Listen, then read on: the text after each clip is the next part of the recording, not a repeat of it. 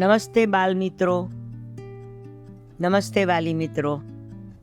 આજે આપણે મનીષાબેન શુક્લ લિખિત પરિણામનું દબાણ એ લેખ સાંભળીશું. જોને, જિજ્ઞેશના ગણિતમાં 49 માર્ક્સ આવ્યા અને તારા કેમ 42? તમે બંને તો સાથે બેસીને ભણતા હતા ને? પાર્થની મમ્મીએ એને સવાલ પૂછ્યો. પાર્થ કહે, મમ્મી, 2 જ જવાબમાં ભૂલ થઈ હતી અને એ પણ 2 જ અંકની. મમ્મી કહે, પણ પાર્થ, આપણે ફરીથી તાળો મેળવી લેવો જોઈએ ને. મમ્મી, સમય જ ક્યાં બચ્યો હતો? હું ફરીથી ચેક કરવાનો જ હતો, પણ ટીચરે પેપર લઈ લીધું. પાર્થે પોતાનો બચાવ કર્યો. દરેક બાળક અલગ અલગ હોય છે. એમની સમજ શક્તિ અલગ હોય છે. એમનો દાખલો સોલ્વ કરવાની ઝડપ પણ અલગ હોય છે. જવાબ લખવાની ઝડપમાં પણ 100% ફરક હોઈ શકે. કોઈ બાળક એક વારમાં બરાબર લખી દે તો કોઈ બાળકની છેકછાક વધારે હોય. એટલે કોઈ પણ એક પ્રશ્ન એક બાળક ઝડપથી સોલ્વ કરે અને બીજા બાળકને જવાબ મેળવતા વાર પણ લાગે. 42 માર્ક આવવાની ખુશીના બદલે પાર્થની મમ્મીએ એના જિજ્ઞેશ કરતા માર્ક ઓછા કેમ આવ્યા એ વાતનું દુઃખ વ્યક્ત કર્યું. સરસ માર્ક્સ લઈને ઘરે આવેલું બાળક ખુશ થવાના બદલે મમ્મીના સવાલના આક્રમણથી દુઃખી થઈ જાય.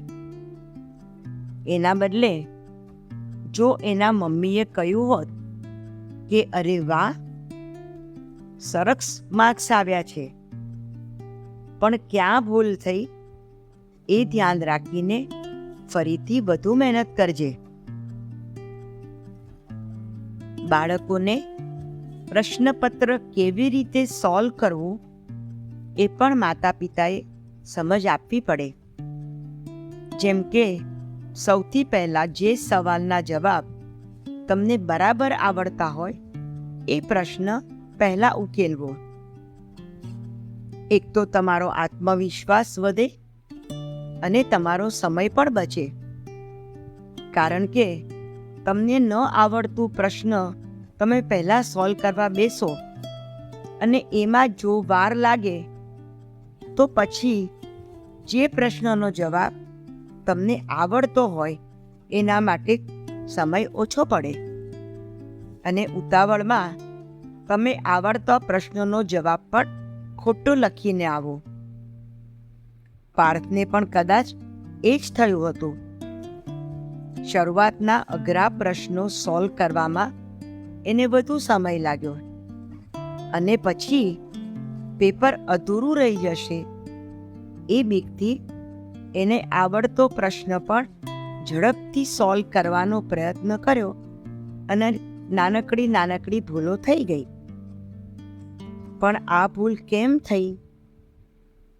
બાળક પણ કદાચ જાણતું હશે કે મમ્મી મારા માર્ક્સની સરખામણી મારા દોસ્ત જોડે કરશે અને એ ટેન્શનમાં એણે ઝડપથી પેપર પૂરું કરવાનો પ્રયત્ન કર્યો અને જે જવાબ આવડતો હતો તે પણ ખોટો લખીને આવ્યો.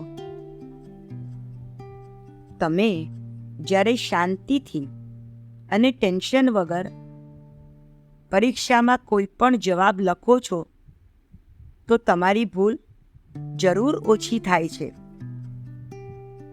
બાળકને એ વાતની ખાતરી હોવી જોઈએ કે મેં ઘણી બધી મહેનત કરી છે અને હું પરીક્ષામાં સારું જ પરિણામ લાવીશ અને જે પણ પરિણામ આવશે એ પરિણામ મારા માતા પિતા ગુસ્સે થયા વગર ખુશીથી સ્વીકારશે. બહુ નાની બાબત છે, પણ ખૂબ જ મહત્વની છે. તમે ગમે ત્યારે પરીક્ષા આપવા જાઓ, પૂરતી તૈયારી કરીને જાઓ અને શાંતિથી વિચારીને જવાબ લખો તો પરિણામ સારું જ આવે છે.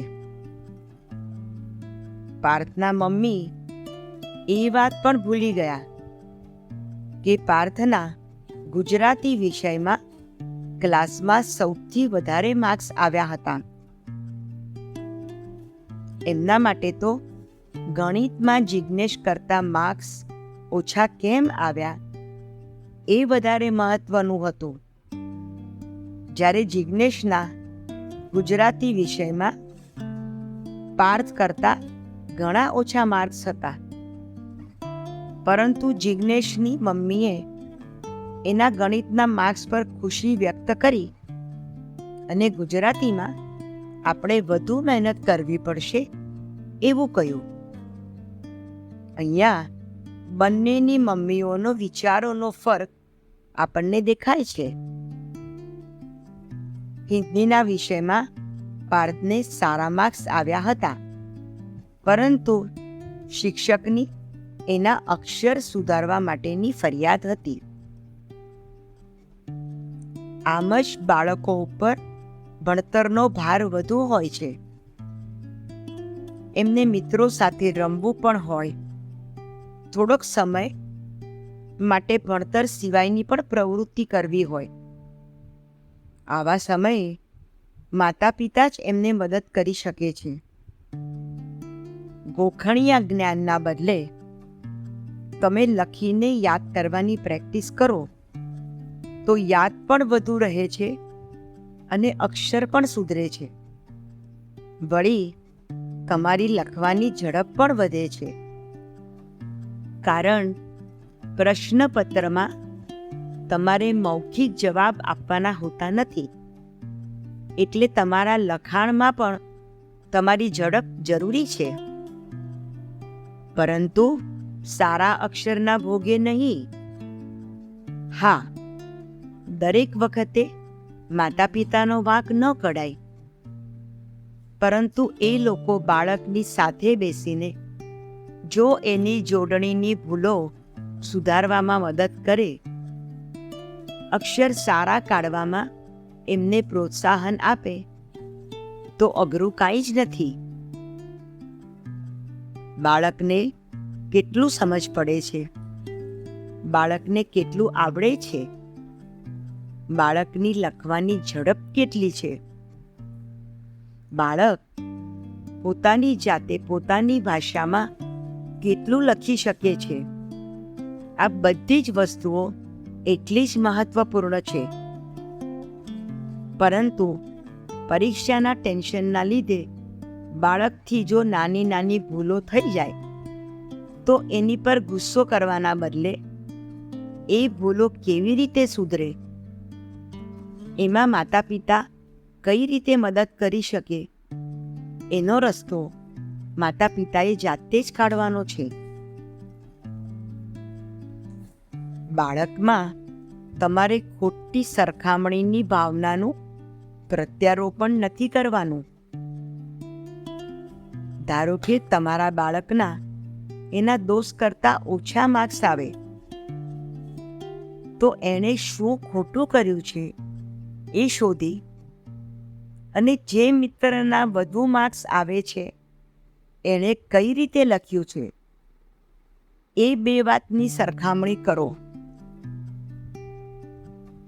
તો બાળકને એણે જે ખોટું કર્યું છે એ સાચું કઈ રીતે થાય એ વાતની જાતે જ સમજણ પડશે. આપણે સમજી શકીએ છીએ કે આજકાલ એક બે માર્ક્સના લીધે તમને સ્કૂલમાં દાખલો મેળવવામાં તકલીફ પડે છે, પણ તમે બાળક ઉપર જેટલો ભાર વધારશો એટલી બાળકની તાણ વધશે અને એ ખોટું કરી આવશે. જો દરેક બાળક 100% સાચું કરતું હોત તો એ બાળક જ ન કહેવાત ને. ભૂલ તો દરેકથી થાય છે, પણ એ ભૂલને મુદ્દો બનાવવાના બદલે એને કેવી રીતે સુધારાય એ બાળકે શીખવાનું છે. મિત્રો પાસે શીખવામાં, સમજવામાં બાળકને નાનપ લાગવી જોઈએ નહીં.